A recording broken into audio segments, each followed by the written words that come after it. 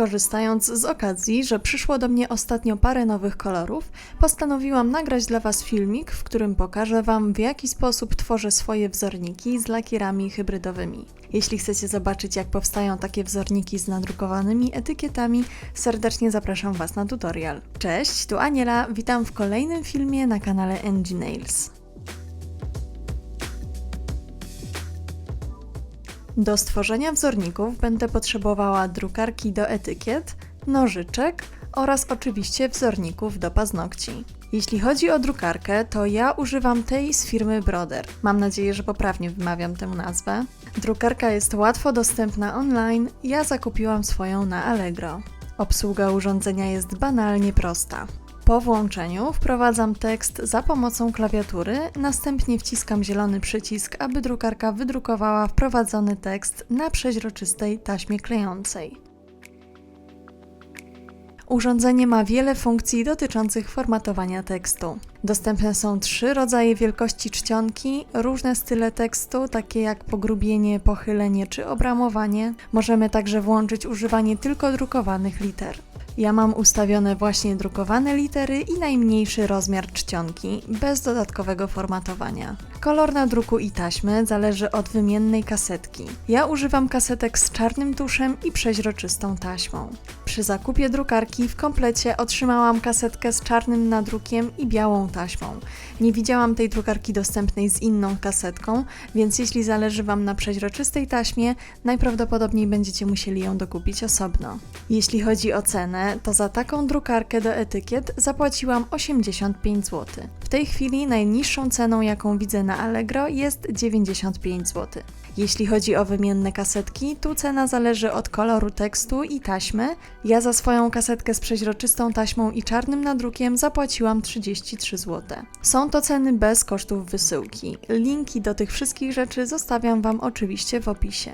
Teraz pokażę Wam krok po kroku, w jaki sposób tworzę wzorniki. Po włączeniu urządzenia wprowadzam oczywiście nazwę danego lakieru za pomocą klawiatury. W swojej kolekcji posiadam lakiery różnych marek, dlatego przed nazwą lakieru wpisuję także nazwę marki. Gdy mam do pomalowania na wzornikach większą ilość lakierów, wpisuję wszystkie nazwy naraz, oddzielając je spacją.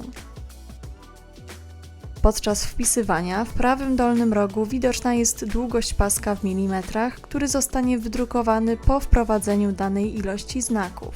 Domyślny limit to 270 mm, ale możliwe, że da się to zmienić w ustawieniach. Wpisuję nazwy lakierów, aż limit zostanie wypełniony, następnie wciskam zielony przycisk, aby wydrukować tekst. Wybieram liczbę kopii i ponownie wciskam zielony przycisk i drukarka zaczyna drukować. Po wydrukowaniu całej treści odcinam pasek za pomocą dużego niebieskiego przycisku znajdującego się po prawej stronie drukarki. Jak widzicie, odstępy od tekstu na początku tej taśmy i na jej końcu są bardzo duże, dlatego staram się drukować więcej tekstu naraz. Ułatwia to także późniejsze cięcie tej taśmy. Skoro o cięciu mowa, to właśnie w kolejnym kroku sięgam po nożyczki i wycinam poszczególne nazwy lakierów. Następnie odcinam nadmiar taśmy od góry i od dołu napisów. Po wycięciu czas na przyklejenie etykiet do wzornika. Pamiętajcie, aby nazwy były przyklejone jednakowo w tę samą stronę. Łapię za końcówkę taśmy, która będzie znajdowała się bliżej tipsa i ściągam papier zabezpieczający klej. Ściągam ten papier mniej więcej do połowy. Następnie przyklejam kawałek taśmy do wzornika, po czym zdejmuję całe zabezpieczenie i naklejam całość. W ten sposób naklejam etykiety na wszystkie wzorniki, a następnie przechodzę do ich malowania. Aplikuję lakiery na odpowiednio podpisane wzorniki. Lakiery na koniec oczywiście zabezpieczam topem. Używam topu bez przemywania, abym nie musiała później już przecierać tych wzorników. Moje wzorniki są gotowe, teraz już zostało mi tylko dołączenie ich do moich pozostałych wzorników. Wzorniki oczywiście możecie sobie uporządkować według kolorów lub według kolekcji, tak jak macie na to ochotę. Ja swoje wzorniki podzieliłam na 6 grup. Pierwsza to pomarańcze, czerwienie i śliwki.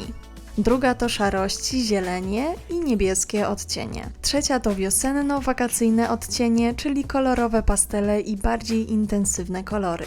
czwarta to beże i jasne brązy, piąta to róże i fiolety, a w ostatniej znajdują się brokaty, metaliczne odcienie i brokatowe topy. Oprócz tego, że wzorniki możemy pogrupować i zaprezentować w dowolny sposób, to dużym plusem takiego rozwiązania jest przede wszystkim profesjonalny wygląd takich wzorników. Dodatkowo podpisane wzorniki to świetne ułatwienie w organizacji wśród produktów. Dajcie mi znać, jaki Wy macie sposób na zaprezentowanie i organizację swoich produktów. To tyle na dzisiaj, dziękuję Wam bardzo za uwagę i do usłyszenia w kolejnym materiale.